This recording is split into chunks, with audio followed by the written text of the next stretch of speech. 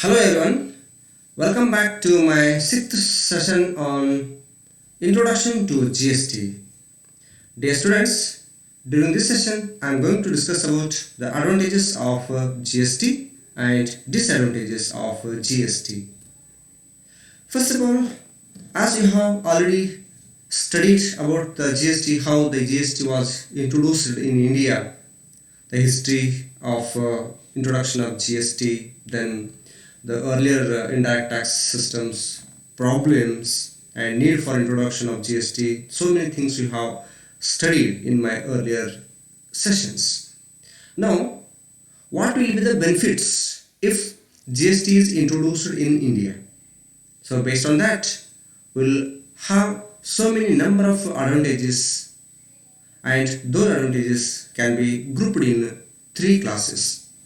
One among that is advantages of GST to government. Second one is advantages of GST to trade and industry. Then advantages of GST to consumers, and like that we have also studied the disadvantages of GST. Then what are the advantages of GST to government? ಸರ್ಕಾರಕ್ಕೆ ಯಾವ ರೀತಿಯಾಗಿರ್ತಕ್ಕಂಥ ಅನುಕೂಲತೆಗಳನ್ನು ನಾವು G S ಟಿಯಿಂದ ಕಾಣಬಹುದು ಅನ್ನೋದನ್ನು ನೋಡಿದಾಗ ನಮಗೆ ಬಹಳಷ್ಟು ಮಹತ್ವದ್ದಾಗಿ ಕಂಡು ಬರ್ತಕ್ಕಂಥದ್ದು ಯಾವುದು ಅಂತಂದ್ರೆ ಯೂನಿಫೈಡ್ ಕಾಮನ್ ಮಾರ್ಕೆಟ್ ಅನ್ನುವಂಥದ್ದು. ಒಂದು ದೇಶ ಹಾಗಾದ್ರೆ ಒಂದೇ ರೀತಿಯಾಗಿರ್ತಕ್ಕಂಥ ತೆರಿಗೆ ಇದೆ ಅಂತಂದ್ರೆ ನಮಗೆ ಒಂದೇ ರೀತಿಯಾಗಿರ್ತಕ್ಕಂಥ ಮಾರ್ಕೆಟ್ ಹೊಂದೋಕೆ ಸಾಧ್ಯ ಆಯಿತು. ಹಳೆಯ ಪದ್ಧತಿಯೊಳಗೆ ಒಂದೊಂದು ಸ್ಟೇಟ್ ಗೌರ್ಮೆಂಟ್ಗಳು ಒಂದೊಂದು ರೀತಿಯಾಗಿರ್ತಕ್ಕಂಥ ತೆರಿಗೆ ಪದ್ಧತಿಗಳನ್ನ ಹೊಂದಿದ್ದವು. ಅವೆಲ್ಲವನ್ನ ಹೋಗಲಾಡಿಸಿ ಇವತ್ತು ಇಡೀ ದೇಶಾದ್ಯಂತ ಯಾವುದೇ ಕಾರ್ನರ್ದಲ್ಲಿ ಹೋದರೂ ಕೂಡ ನಾವು ಒಂದೇ ರೀತಿಯಾಗಿರ್ತಕ್ಕಂತಹ ಮಾರುಕಟ್ಟೆ ವ್ಯವಸ್ಥೆಯನ್ನು ನೋಡ್ತಾ ಇದ್ದೀವಿ. ಸೊ ಇಂಥ ಒಂದು ಕೇಂದ್ರೀಕೃತವಾಗಿರುವಂತಹ ಸಾಮಾನ್ಯ ಮಾರುಕಟ್ಟೆ ನಮಗೆ ಲಭಿಸಿದ್ದಕ್ಕೆ ಕಾರಣ ಏನು ಅಂತಂದ್ರೆ ಅದು ಜಿ ಎಸ್ ಟಿನ ಇಂಟ್ರೊಡ್ಯೂಸ್ ಮಾಡಿರೋದ್ರಿಂದ. ಹೀಗಾಗಿ ಯೂನಿಫೈಡ್ ಕಾಮನ್ ಮಾರ್ಕೆಟ್ ಸಿಕ್ಕಿರೋದು ಒಂದು ನಮಗೆ ಅನುಕೂಲ ಅಂತ ಹೇಳ್ಬೋದು. Then the second one is uniform rates. In the earlier indirect tax regime, we were having so many number of taxes. Excise duty vary, customs duty vary, entry tax, toll tax, entertainment tax, ಹೀಗೆ ಹಲವಾರು ಬಗೆಯ ತೆರಿಗೆ ಪದ್ಧತಿಗಳನ್ನು ನೋಡ್ತಾ ಇದ್ದೀವಿ ನಾವು. So ಅವನ್ನೆಲ್ಲವನ್ನು ಇವತ್ತು ಸಬ್ಜೂಮ್ ಮಾಡಿ ಒಂದೇ ರೀತಿಯಾಗಿರ್ತಕ್ಕಂಥ ತೆರಿಗೆ ವ್ಯವಸ್ಥೆಯನ್ನು ಮಾಡಿದ್ದೀವಿ. ಅದು ಯೂನಿಫಾರ್ಮ್ ಆಗಿರುವಂತಹದ್ದು. ಎಲ್ಲ ರೀತಿಯಾಗಿರ್ತಕ್ಕಂಥ ವಸ್ತುಗಳನ್ನ ನಾವು ಅವುಗಳ ವ್ಯವಸ್ಥಿತವಾಗಿ ಗ್ರೂಪಿಂಗ್ ಮಾಡಿ ಅವುಗಳಿಗೆ ರೇಟ್ಗಳನ್ನ ಫಿಕ್ಸ್ ಮಾಡುವಂಥದ್ದು. ಇಡೀ ದೇಶಾದ್ಯಂತ ಎಲ್ಲ ರಾಜ್ಯಗಳು ಒಂದೇ ರೀತಿಯಾಗಿರುವಂತಹ ತೆರಿಗೆ ದರಗಳನ್ನ ಹೊಂದಿರುವಂಥದ್ದು ಈ ಜಿ ಎಸ್ ಟಿನೇ ಕಾರಣ ಅಂತ ಹೇಳ್ಬೋದು. Then the another advantage of G S T is make in India. Prime minister ಘೋಷಣೆ ಮಾಡಿದ ಹಾಗೆ ನಮ್ಮ ದೇಶದಲ್ಲಿ ಮೇಕ್ ಇನ್ ಇಂಡಿಯಾ ಸಮಸ್ಯೆ ಬಹಳಷ್ಟಿತ್ತು.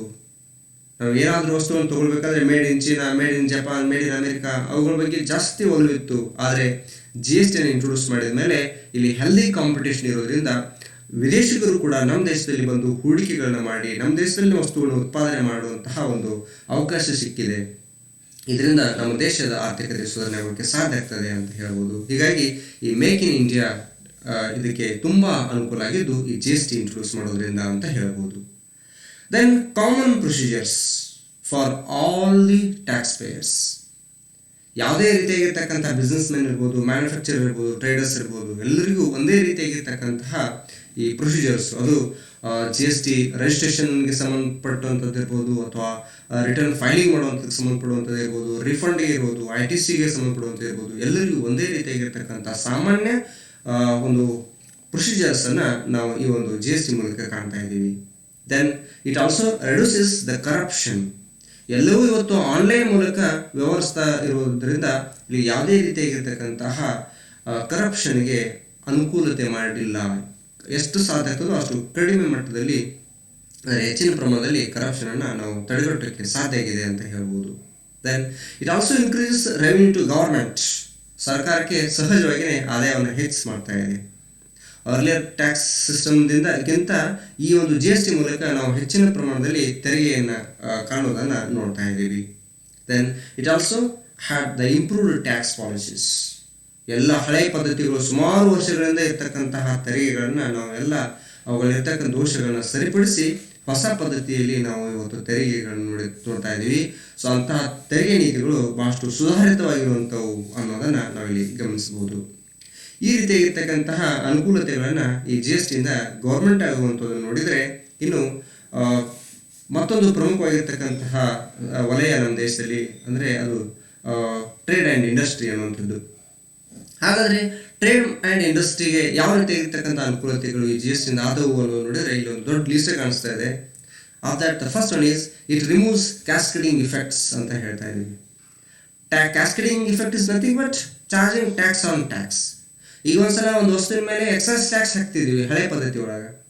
ಎಕ್ಸೈಸ್ ಟ್ಯಾಕ್ಸ್ ಹಾಕಿದ ಮೇಲೆ ಮತ್ತೆ ವ್ಯಾಟ್ ಚಾರ್ಜ್ ಮಾಡ್ತಿದ್ವಿ. ಸೊ ಆ ರೀತಿಯಾಗಿರ್ತಕ್ಕಂತಹ ಎರಡೆರಡು ಬಗೆಯ ತೆರಿಗೆಗಳನ್ನ ಒಂದೇ ವಸ್ತುವಿನ ಮೇಲೆ ಹಾಕೋದನ್ನು ಇವತ್ತು ಹೋಗಲಾಡಿಸಿ ಒಂದೇ ರೀತಿಯಾಗಿರ್ತಕ್ಕಂಥ ತೆರಿಗೆಯನ್ನು ವಿಧಿಸುವಂತಹ ಒಂದು ಸಾಧ್ಯತೆ ಇವತ್ತು ಬಂದಿದ್ದು.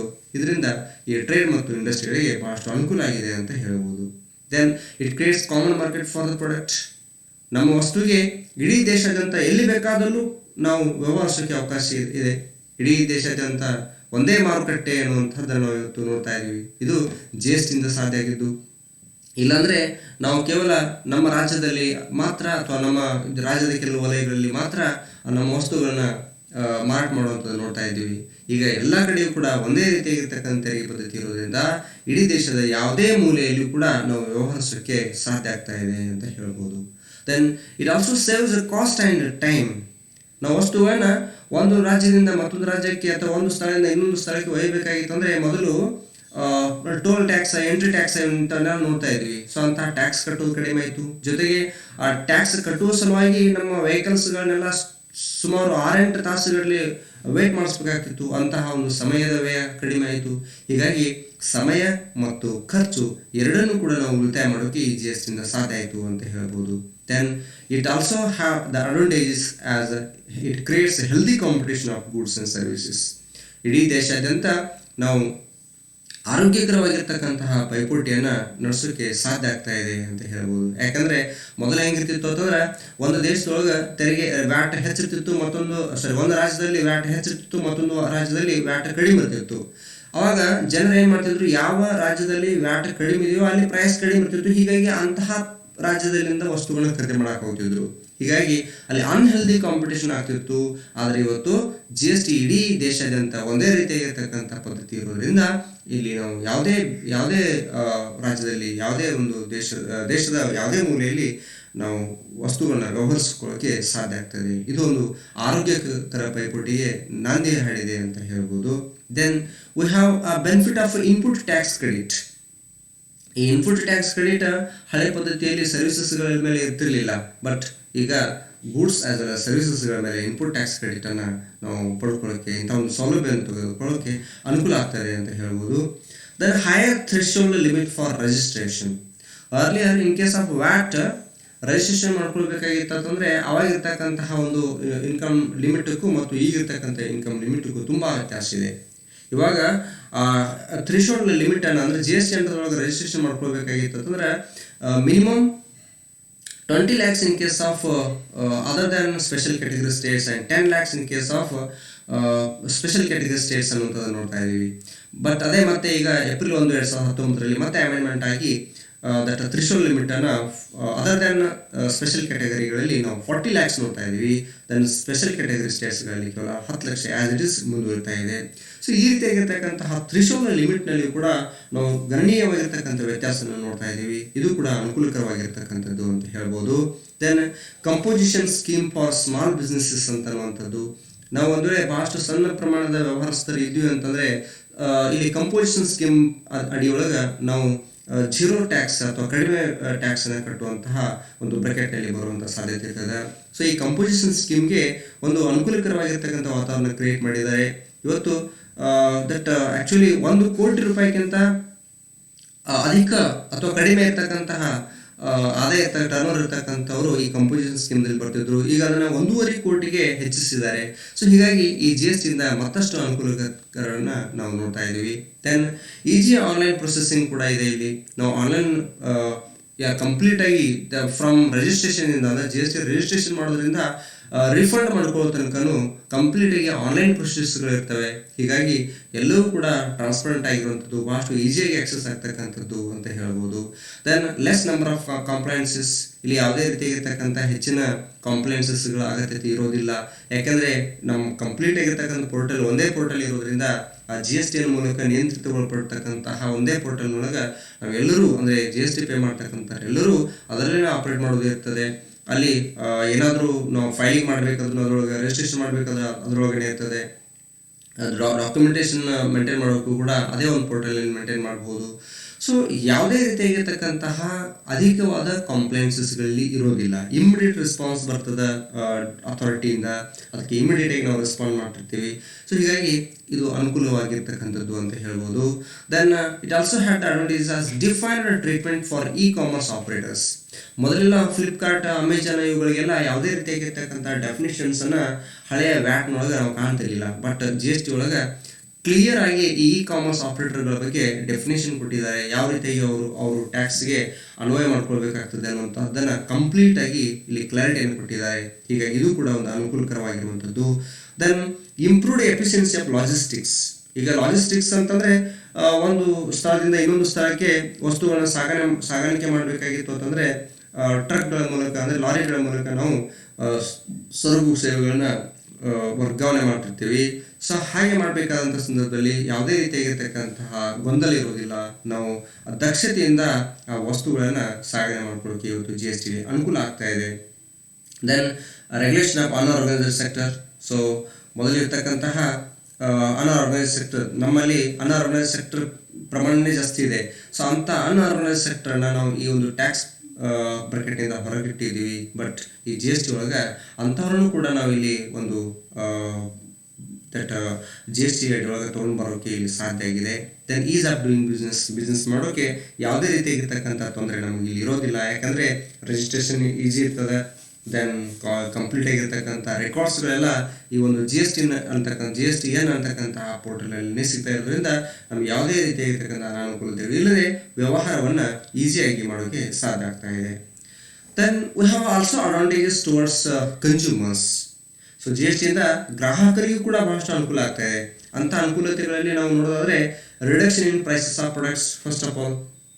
ಹಾಗಾದರೆ ವಸ್ತುಗಳ ಬೆಲೆ ಹೆಂಗೆ ಕಡಿಮೆ ಆಗ್ತದೆ ಈ GSTಯಿಂದ ಅನ್ನೋದನ್ನು ನೋಡೋದಾದರೆ, ಹಳೆ ಪದ್ಧತಿಯೊಳಗೆ ನಾವು ಹಲವಾರು ಬಗೆಯ ತೆರಿಗೆಗಳನ್ನು ಒಂದೇ ವಸ್ತುವಿನ ಮೇಲೆ ವಿಧಿಸ್ತಿದ್ವಿ. ನೋಡಿ, ನಾನು ಆಗಲೇ ಹೇಳಿದ ಎಕ್ಸಾಂಪಲನ್ನು, ಒಂದು ವಸ್ತು ತೊಗೊಂಡಿದ್ವಿ ಅಂತಂದರೆ ಅಲ್ಲಿ ಫಸ್ಟ್ ಎಕ್ಸೈಸ್ ಡ್ಯೂಟಿ ಹಾಕ್ತಿದ್ರು, ಆಮೇಲೆ ಅದ್ರ ಮೇಲೆ ಮತ್ತೆ ವ್ಯಾಟ್ ಚಾರ್ಜ್ ಮಾಡ್ತಿದ್ರು. ಸೊ ಈ ಥರ ಹಲವಾರು ಬಗೆಯ ಉದಾಹರಣೆಗಳು ನಾವು ನೋಡ್ಬೋದು ಹಳೆಯ ಪದ್ಧತಿ ಒಳಗೆ. ಆದರೆ GST ಒಳಗೆ ಆ ರೀತಿಯಾಗಿರ್ತಕ್ಕಂಥ ಟ್ಯಾಕ್ಸ್ ಆನ್ ಟ್ಯಾಕ್ಸ್ ಇಲ್ಲ. ಹೀಗಾಗಿ ನಾವು ಈ ವಸ್ತುಗಳ ಬೆಲೆಯನ್ನು ಕಡಿಮೆ ಮಾಡ್ಕೊಳ್ಳೋಕ್ಕೆ ಸಾಧ್ಯ ಆಗ್ತದೆ. ಅದರಿಂದ ಗ್ರಾಹಕರಿಗೆ ಅನುಕೂಲ ಆಗ್ತದೆ ಅಂತ ಹೇಳ್ಬೋದು. Then it also creates the employment opportunities. ಈ GST ಇಂಟ್ರೊಡ್ಯೂಸ್ ಮಾಡೋದ್ರಿಂದ ಎಂಪ್ಲಾಯ್ಮೆಂಟ್ ಅಪಾರ್ಚುನಿಟೀಸ್ಗಳು ಕೂಡ ಹೆಚ್ಚಾಗ್ತಾ ಇದ್ದಾವೆ, ಉದ್ಯೋಗದ ಅವಕಾಶಗಳು ಕೂಡ ಹೆಚ್ಚಾಗ್ತಾ ಇದ್ದಾವೆ. ಹೆಂಗೆ ಉದ್ಯೋಗದ ಅವಕಾಶಗಳು ಹೆಚ್ಚಾಗ್ತವೆ ಇಲ್ಲಿ ಅನ್ನೋದು ನೋಡೋದಾದರೆ, GSTಯಿಂದ ಇದೊಂದು ಹೊಸ ವ್ಯವಸ್ಥೆ ನಮ್ಮ ದೇಶದಲ್ಲಿ ಬಂದಾಗ ನಾವು ಸಹಜವಾಗಿಯೇ ಎಕ್ಸ್ಪೋರ್ಟ್ ಬೇರೆ ಬೇರೆ ರೀತಿಯಾಗಿರ್ತಕ್ಕಂಥ ನೀತಿಗಳು ನೋಡ್ತಾ ಇದ್ದೀವಿ ನಾವಿಲ್ಲಿ. ಅಂಥ ನೀತಿಗಳೊಳಗೆ ಎಕ್ಸ್ಪೋರ್ಟ್ ಮಾಡುವಂತಹದ್ದು ಕಂಪ್ಲೀಟಾಗಿ ಫ್ರೀಯಾಗಿ ಮಾಡ್ಬೋದು ಅನ್ನೋಂಥದ್ದನ್ನು ಒಂದು ನೀತಿಯನ್ನು ನೋಡಿದ್ದೀವಿ ಈ GST ಒಳಗೆ. ಅಂದರೆ ಎಕ್ಸ್ಪೋರ್ಟಿಗೆ ಯಾವುದೇ ರೀತಿಯಾಗಿರ್ತಕ್ಕಂಥ GST ಚಾರ್ಜಸ್ ಇಲ್ಲ. ಹಾಗಾಗಿ ಏನು ಮಾಡ್ತಾರೆ, ವ್ಯವಹಾರಸ್ಥರು ಅಥವಾ ಉದ್ಯಮಿಗಳು ಹೆಚ್ಚಿನ ಪ್ರಮಾಣದೊಳಗೆ ವಸ್ತುಗಳನ್ನು ಫಾರಿನ್ಗೆ ಎಕ್ಸ್ಪೋರ್ಟ್ ಮಾಡೋಕ್ಕೆ ನೋಡ್ತಾ ಇದ್ದಾರೆ. ಇಂತಹ ಸಂದರ್ಭದಲ್ಲಿ ನಾವು ಹೆಚ್ಚು ವಸ್ತುಗಳನ್ನು ಉತ್ಪಾದನೆ ಮಾಡಬೇಕಾದಾಗ ಹೆಚ್ಚು ಉದ್ಯೋಗ ಅವಕಾಶಗಳು ಬೇಕಾಗ್ತವೆ. ಹೆಚ್ಚು ಉದ್ಯೋಗ ಅವಕಾಶಗಳಾಗೋದ್ರಿಂದ ನಮಗೆ ನಮ್ಮ ಜನರ ಜೀವನ ಮಟ್ಟ ಸುಧಾರಣೆ ಆಗೋಕ್ಕೆ ಸಾಧ್ಯ ಆಗ್ತದೆ ಅಂತ ಹೇಳ್ಬೋದು. Then uniformity in competition of tax. ಯಾವುದೇ ರೀತಿಯಾಗಿರ್ತಕ್ಕಂತಹ ತೆರಿಗೆಗಳನ್ನ ಲೆಕ್ಕ ಹಾಕೋದ್ರಲ್ಲಿ ದ್ವಂದ್ವತೆ ಇಲ್ಲ. ಎಲ್ಲವೂ ಏಕರೂಪದ ತೆರಿಗೆ ಪದ್ಧತಿ ಇರೋದ್ರಿಂದ ನಾವು ಕಾಂಪಿಟೇಷನ್ ಮಾಡೋದ್ರಲ್ಲಿ ಯಾವುದೇ ಸಮಸ್ಯೆ ಆಗೋದಿಲ್ಲ. Then more transparent pricing. ಸರಕು ಅಥವಾ ಸೇವೆಗಳ ಬೆಲೆಯೂ ಕೂಡ ಬಹಳಷ್ಟು ಟ್ರಾನ್ಸ್ಪರೆಂಟ್ ಆಗಿರ್ತದೆ, ಅಂದರೆ ಪಾರದರ್ಶಕವಾಗಿರುವಂಥದ್ದನ್ನು ನೋಡ್ತಾ ಇದ್ದೀವಿ. Then exemption or low rate of GST for many items. ನಮ್ಮ ದೇಶದಲ್ಲಿ ಈ GST ಬಂದಾಗ ಸಾಕಷ್ಟು ವಸ್ತುಗಳಿಗೆ ಎಕ್ಸಾಮ್ಷನ್ ನೀಡಿದ್ದಾರೆ. ನಿಲ್ ರೇಟೆಡ್ ಗೂಡ್ಸ್ ಅನ್ನುವಂಥದ್ದು ಅಥವಾ zero rated goods and services ಅನ್ನುವಂಥದ್ದು ಅಥವಾ ಎಕ್ಸಾಮ್ಟೆಡ್ ಗೂಡ್ಸ್ ಆರ್ ಸರ್ವಿಸಸ್ ಅನ್ನುವಂಥದ್ದು, ದರ್ ಇವ ಜಸ್ಟ್ 0.25%, 1%, ಈ ರೀತಿಯಾಗಿರ್ತಕ್ಕಂತಹ GST ರೇಟ್ ಇರ್ತಕ್ಕಂಥ ವಸ್ತುಗಳು ಸಾಕಷ್ಟಿವೆ. ಅವುಗಳಿಂದ ಗ್ರಾಹಕರಿಗೆ ಸಹಜವಾಗಿ ಅನುಕೂಲ ಆಗ್ತದೆ ಅಂತ ಹೇಳ್ಬೋದು. ಈ ರೀತಿಯಾಗಿರ್ತಕ್ಕಂಥ ಎಲ್ಲ ಅನುಕೂಲತೆಗಳನ್ನು ಗ್ರಾಹಕರಿಗೆ ಇರುವಂಥದ್ದು ನೋಡಿದರೆ ಸಹಜವಾಗಿಯೇ ಗ್ರಾಹಕರ ಅಥವಾ ಜನರ ದಟ್ ಪಾವರ್ಟಿ ಎರಾಡಿಕೇಶನ್ ಆಗ್ತದೆ ಅನ್ನೋದರಲ್ಲಿ ಯಾವುದೇ ಸಂಶಯವಿಲ್ಲ. ಅಂದರೆ ಬಡತನ ನಿರ್ಮೂಲನೆ ಮಾಡೋಕ್ಕೆ ಇದು ಬಹಳಷ್ಟು ಯೋಗ್ಯವಾಗಿರ್ತಕ್ಕಂತಹ ತೆರಿಗೆ ವ್ಯವಸ್ಥೆ ಅಂತ ಹೇಳ್ಬೋದು. ದೆನ್ ಇಷ್ಟೆಲ್ಲ ಅನುಕೂಲತೆಗಳನ್ನ ನಾವು ನೋಡಿದ್ರು ಕೂಡ ಒಂದಿಷ್ಟು ಮಹತ್ವದಾಗಿರ್ತಕ್ಕಂಥ ಅನಾನುಕೂಲತೆಗಳನ್ನ ನಾವು ಇಲ್ಲಿ GST ಇಂದ ನೋಡ್ತಾ ಇದ್ದೀವಿ. ಅಂಥದ್ರಲ್ಲಿ ಒಂದೇನು ಅಂತಂದರೆ ಇನ್ಕ್ರೀಸ್ ಇನ್ ಸರ್ವಿಸ್ ಟ್ಯಾಕ್ಸ್ ಅನ್ನುವಂಥದ್ದು. ಸರ್ವಿಸ್ ಟ್ಯಾಕ್ಸ್ನಲ್ಲಿ ಸ್ವಲ್ಪ ಅಲ್ಪ ಪ್ರಮಾಣದಲ್ಲಿ ಏರಿಕೆ ಆಗಿರುವಂಥದ್ದನ್ನು ನಾವು ಇಲ್ಲಿ ಕಾಣ್ತಾ ಇದ್ದೀವಿ. ದೆನ್ ಇದು ಆ್ಯಕ್ಚುಲಿ ಒಂದು ಪಾಯಿಂಟ್ ತೊಗೊಳಕ್ಕೆ ಅಷ್ಟೇ ವಿನಃ ಇದರಿಂದ ನಿಜವಾಗ್ಲೂ ಅಷ್ಟೊಂದು ಇಫೆಕ್ಟ್ ಆಗೋದಿಲ್ಲ. Then increase of monthly expenses, ಈ GST ಇಂದ ಮಂತ್ಲಿ ಎಕ್ಸ್ಪೆನ್ಸಸ್ ಇನ್ಕ್ರೀಸ್ ಆಗ್ತಾ ಇದೆ ಅನ್ನುವಂಥದ್ದು. Then increase in inflation might be seen initially. So ಸಹಜವಾಗಿಯೇ ಸ್ಟಾರ್ಟಿಂಗ್ ಯಾವಾಗಲೂ ಟ್ರಬಲ್ ಇದ್ದೇ ಇರ್ತದೆ. ಅಂಥದ್ರೊಳಗೆ ಈ GST ಹೊಸದಾಗಿ ಇಂಟ್ರೊಡ್ಯೂಸ್ ಆಗಿರೋದ್ರಿಂದ ಸಹಜವಾಗಿಯೇ ಆರಂಭದ ದಿನಗಳಲ್ಲಿ ಇನ್ಫ್ಲೇಷನ್ದಲ್ಲಿ ಕೂಡ ಏರಿಕೆ ಆಗುವಂತಹ ಸಾಧ್ಯತೆ ಇದೆ. Then it takes more time to understand. ಸಹಜವಾಗಿಯೇ ಆರಂಭದಲ್ಲಿ ನಾವು ಎಲ್ಲವನ್ನೂ ತಿಳ್ಕೊಳ್ಳೋಕೆ ಸಾಧ್ಯ ಇಲ್ಲ, ಕ್ರಮೇಣವಾಗಿ ಇದನ್ನು ಅರ್ಥ ಮಾಡ್ಕೊಳ್ಳುವಂಥ ಸಾಧ್ಯತೆ ಇರ್ತದೆ. ಹೀಗಾಗಿ ಈ ರೀತಿಯಾಗಿರ್ತಕ್ಕಂತಹ ಕೆಲವು ಸಾಮಾನ್ಯವಾಗಿರ್ತಕ್ಕಂತಹ ಅನಾನುಕೂಲತೆಗಳನ್ನ ನಾವು GSTಯಲ್ಲಿ ನೋಡ್ತಾ ಇದ್ದೀವಿ. ಆತ್ಮೀಯ ವಿದ್ಯಾರ್ಥಿಗಳೇ, ನಾವು ಈ ಒಂದು ಸೆಷನ್ನಲ್ಲಿ GST ಇಂದ ಅನುಕೂಲತೆಗಳು ಏನೇನಿವೆ ಅನ್ನೋದನ್ನು ನೋಡಿದ್ದೀವಿ. ಅದು ಸರ್ಕಾರಕ್ಕೆ ಆಗಿರ್ಬೋದು, ವ್ಯಾಪಾರಸ್ಥರು ಅಥವಾ ಕೈಗಾರಿಕೋದ್ಯಮಿಗಳಿಗಾಗಿರ್ಬೋದು ಹಾಗೂ ಗ್ರಾಹಕರಿಗಾಗಿರ್ಬೋದು ಅಂತಹ ಅನುಕೂಲತೆಗಳು ನೋಡಿದ್ದೀವಿ. ಜೊತೆಗೆ GST ಇಂದ ಕೆಲವು ಸರಳವಾಗಿರ್ತಕ್ಕಂಥ ಅನಾನುಕೂಲತೆಗಳು, ಅಂತಹ ಯಾವುದೇ ಕಾರಣಕ್ಕೂ ನಾವು ಎಲ್ಲವೂ ಸರಿ ಇರೋಕ್ಕೆ ಸಾಧ್ಯ ಇಲ್ಲ. ಎಲ್ಲಿ ಅನುಕೂಲತೆ ಇರ್ತದೋ ಅಲ್ಲಿ ಅನಾನುಕೂಲ ಇದ್ದೇ ಇರ್ತದೆ. ಅಂಥದ್ರಲ್ಲಿ ಕೆಲವೊಂದಿಷ್ಟು ಅನಾನುಕೂಲತೆಗಳನ್ನ ನಾವು ಈ GST ಇಂದ ನೋಡ್ತಾ ಇದ್ದೀವಿ. Then during my next session I am going to discuss about commodities to be kept outside the purview of GST and other indirect taxes and tenor post GST. Thank you.